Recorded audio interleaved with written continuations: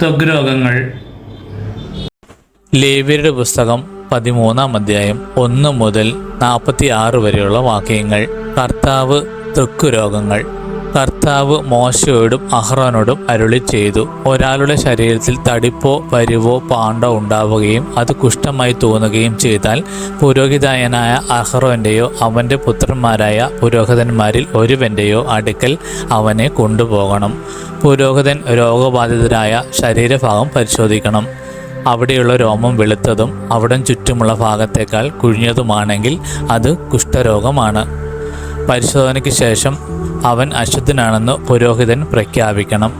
എന്നാൽ ശരീരത്തിലെ പാണ്ട് വെളുത്തതെങ്കിലും ചുറ്റുമുള്ള ത്വക്കിനേക്കാൾ കുഴിഞ്ഞതോ അതിലുള്ള രോമം വെളുത്തതോ അല്ലെങ്കിൽ അവനെ 7 ദിവസത്തേക്ക് പരീക്ഷണാർത്ഥം മാറ്റി താമസിപ്പിക്കണം.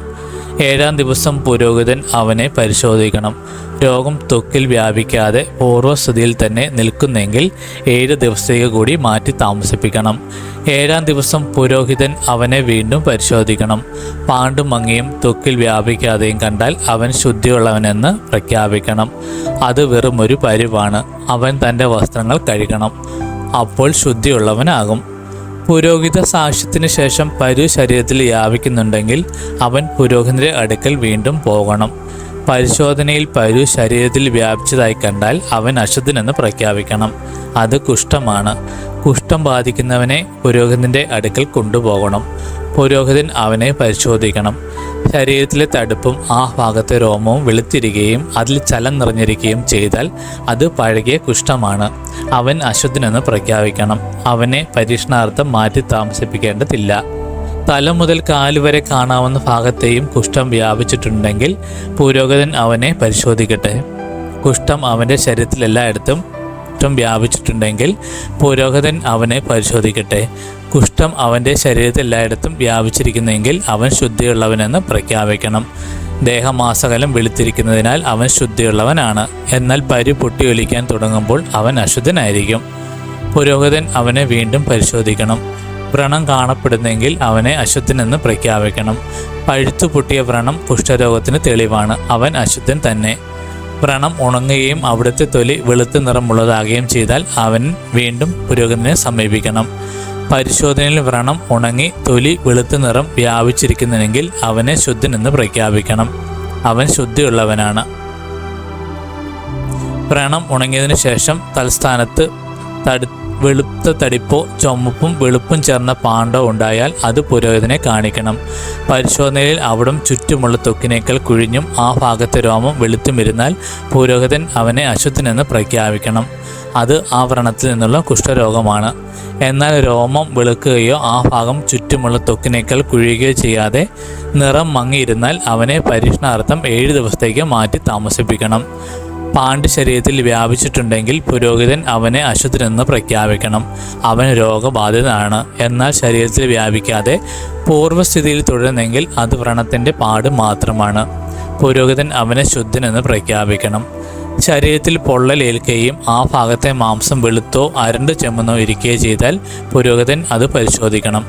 ആ ഭാഗത്തെ രോമം വെളുത്തും അവിടം ചുറ്റുമുള്ള ത്വക്കിനേക്കാൾ കുഴിഞ്ഞുമാണെങ്കിൽ അത് പൊള്ളലിൽ നിന്നുണ്ടായ കുഷ്ഠമാണ്. അവനെ അശുദ്ധനായി പ്രഖ്യാപിക്കണം. അത് കുഷ്ഠം തന്നെ. എന്നാൽ രോമം വെളുക്കുകയോ അവിടം ചുറ്റുമുള്ള ത്വക്കിനേക്കാൾ കുഴിയുകയോ ചെയ്യാതെ നിറം മങ്ങിയിരുന്നാൽ പുരോഹിതൻ അവനെ 7 ദിവസത്തേക്ക് പരീക്ഷണാർത്ഥം മാറ്റി താമസിപ്പിക്കണം. 7-ാം ദിവസം അവനെ പരിശോധിക്കണം. അത് ശരീരത്തിൽ വ്യാപിച്ചിട്ടുണ്ടെങ്കിൽ അവനെ അശുദ്ധനായി പ്രഖ്യാപിക്കണം. അത് കുഷ്ഠരോഗമാണ്. എന്നാൽ പാണ്ട് ശരീരത്തിൽ വ്യാപിക്കാതെ അതേ സ്ഥാനത്ത് മാത്രം മങ്ങിയിരുന്നാൽ അത് പൊള്ളലിൽ നിന്നുണ്ടായ തടിപ്പാണ്. പുരോഹിതൻ അവനെ ശുദ്ധനായി പ്രഖ്യാപിക്കണം. ഒരു പുരുഷൻ്റെയോ സ്ത്രീയുടെ തലയിലോ താടിയിലോ വ്രണമുണ്ടായാൽ പുരോഹിതൻ അത് പരിശോധിക്കണം. അവിടം ചുറ്റുമുള്ള ത്വക്കിനേക്കാൾ കുഴിഞ്ഞതും അതിലെ രോമം നേർത്ത മഞ്ഞ നിറത്തിലുമുള്ളതുമാണെങ്കിൽ അവനെ അശുദ്ധനായി പ്രഖ്യാപിക്കണം. അത് ചിരങ്ങാണ്. തലയിലെയോ താടിയിലെയോ കുഷ്ഠം.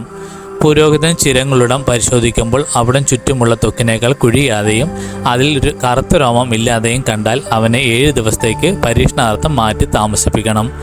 7-ാം ദിവസം വീണ്ടും പരിശോധിക്കട്ടെ. ചിരങ്ങി വ്യാപിക്കുകയും ത്വക്ക് കുഴിയുകയും രോമം മഞ്ഞയ്ക്കുകയും ചെയ്തിട്ടുണ്ടെങ്കിൽ അവനെ ക്ഷൗരം ചെയ്യണം. ചിരങ്ങുള്ള ഭാഗം ക്ഷൗരം ചെയ്യരുത്. അവന് 7 ദിവസത്തേക്ക് കൂടി പരീക്ഷണാർത്ഥം മാറ്റി താമസിപ്പിക്കണം. 7-ാം ദിവസം പരിശോധിക്കുമ്പോൾ ചിരങ്ങ് ത്വക്കിൽ വ്യാപിക്കുകയോ അവിടം കുഴിയുകയോ ചെയ്തിട്ടില്ല എങ്കിൽ അവനെ ശുദ്ധനായി പ്രഖ്യാപിക്കണം. അവൻ തൻ്റെ വസ്ത്രങ്ങൾ കഴുകി ശുദ്ധനാകട്ടെ. എന്നാൽ ശുദ്ധീകരണത്തിന് ശേഷം ചിരങ്ങ് പടരുകയാണെങ്കിൽ പുരോഹിതൻ അവനെ പരിശോധിക്കണം. ചിരങ്ങ് പകർന്നിട്ടില്ലെങ്കിൽ മഞ്ഞ രോഗമുണ്ടോ എന്ന് നോക്കേണ്ടതില്ല, അവൻ അശുദ്ധനാണ്. പരിശോധനയിൽ ചിരങ്ങി വ്യാപിക്കാതെ അതിൽ കറുത്ത രോമം വളർന്നിട്ടുണ്ടെങ്കിൽ അവൻ രോഗവിമുക്തനായിരിക്കുന്നു, അവൻ ശുദ്ധനാണ്, അവനെ ശുദ്ധനായി പ്രഖ്യാപിക്കണം. ഒരു പുരുഷനോ സ്ത്രീക്കോ ശരീരത്തിൽ എവിടെയെങ്കിലും വെളുത്ത പാടുണ്ടായാൽ പുരോഹിതൻ അത് പരിശോധിക്കണം. പാണ്ടിന് മങ്ങിയ വെള്ള നിറമാണെങ്കിൽ അത് തൊട്ടിലുണ്ടാക്കുന്ന ചുണങ്ങാണ്, അവൻ ശുദ്ധിയുള്ളവനാണ്. തലയിൽ നിന്നും മുടി കുഴിഞ്ഞു പോയിട്ടുണ്ടെങ്കിൽ കഷണ്ടിയാണ്, പക്ഷേ അവൻ ശുദ്ധനാണ്. തലയിലെ മുൻഭാഗത്തു നിന്നും മുടി കുഴിഞ്ഞു പോയിട്ടുള്ളവൻ നെറ്റിക്കഷണ്ടിയാണ്, അവൻ ശുദ്ധനാണ്. എന്നാൽ തലയിൽ കഷണ്ടിയുള്ള ഭാഗത്ത് ചുമപ്പ് കലർന്ന വെളുത്ത പാടുണ്ടെങ്കിൽ അത് കഷണ്ടി തലയിലുണ്ടാകുന്ന കുഷ്ഠമാണ്. പുരോഹിതൻ അവനെ പരിശോധിക്കണം. തടിപ്പ് ശരീരത്തിൽ കാണുന്ന പോലെ ചുമപ്പ് കലർന്ന വെള്ള നിറമുള്ളതാണെങ്കിൽ അവൻ കുഷ്ഠരോഗിയും അശുദ്ധനുമാണ്, അവനെ അശുദ്ധനെന്ന് പ്രഖ്യാപിക്കണം.